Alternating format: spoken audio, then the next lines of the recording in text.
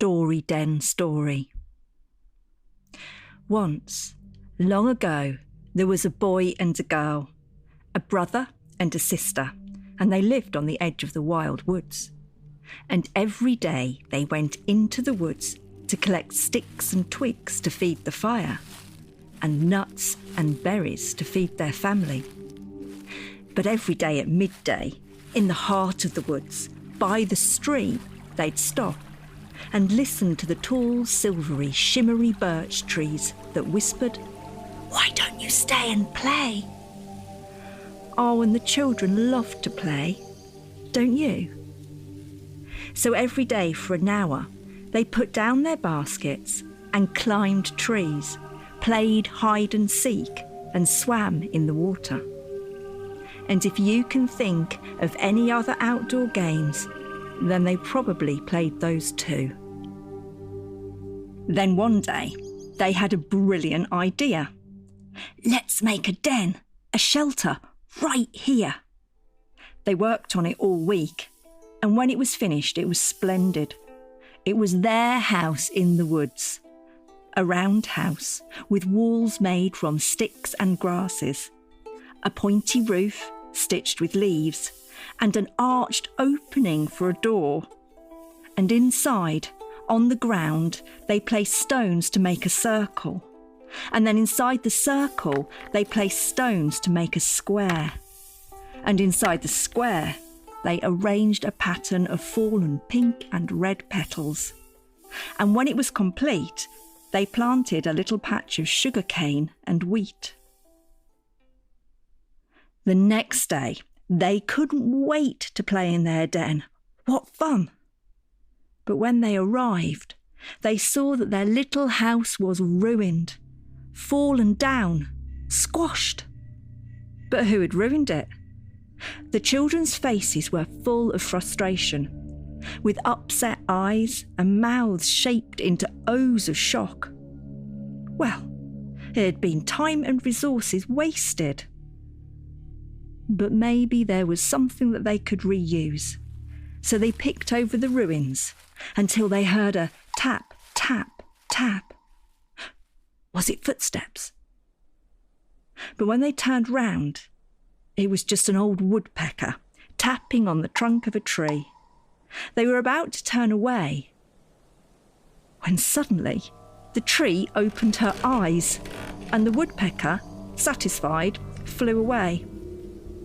And now the children's faces were full of wonder, with bright eyes and mouths shaped into O's of surprise, as the tree spirit stepped forward, with hair that was long, snaking vines, and eyes and skin of woodland green, dressed in garments, clothes made of leaves and spruce tree bark, and shoes of roots and sticks and twigs.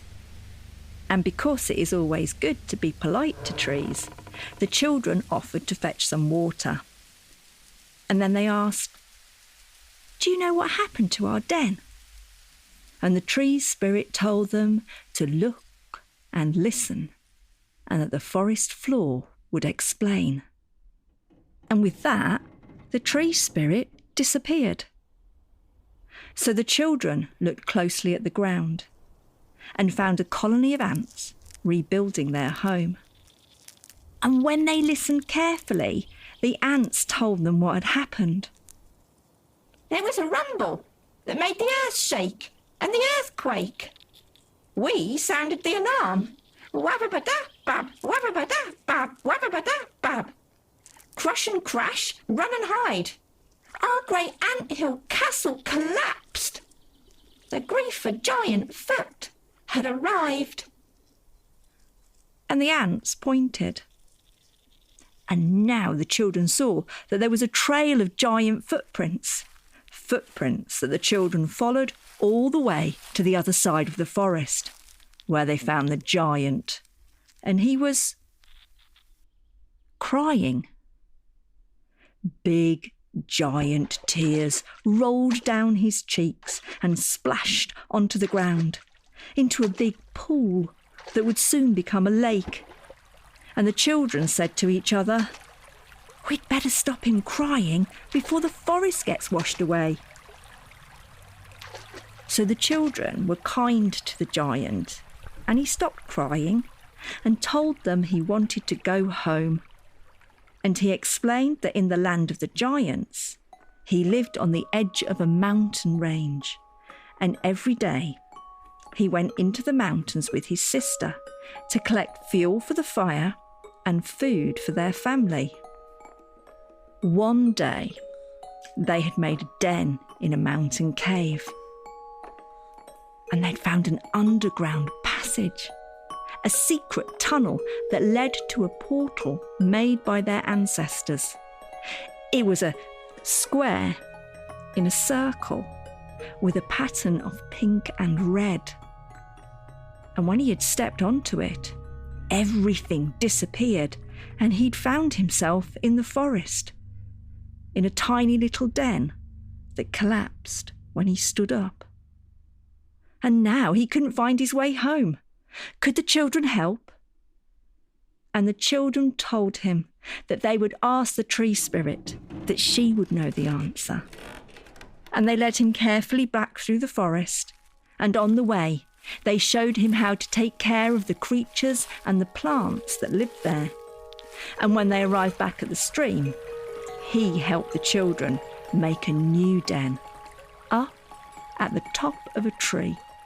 It was a tree house, and the best thing the children had ever seen. Now the children knocked on the tree, and the tree spirit appeared. And in the moonlight they danced. The giant, the children, the tree spirit, and the whole of the wild woods, even the ants. With a swish to the left and a swish to the right, backwards and forwards and back. Wriggle, shake, twitch, leaves like hands, and hands like leaves. And there, opening up like a flower, just for a moment, was the portal, and the giant could go home. And so could the children, with an amazing story to tell. That story was made up by children from Thornton School. They're excellent storytellers. They really like the idea of having a story den to tell stories in.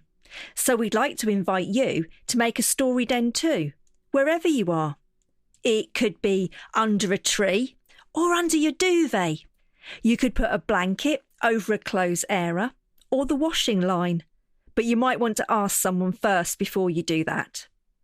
Or you could just make a sign on a piece of paper that says Story Den. And when you jump over it, imagine just what your story den looks like.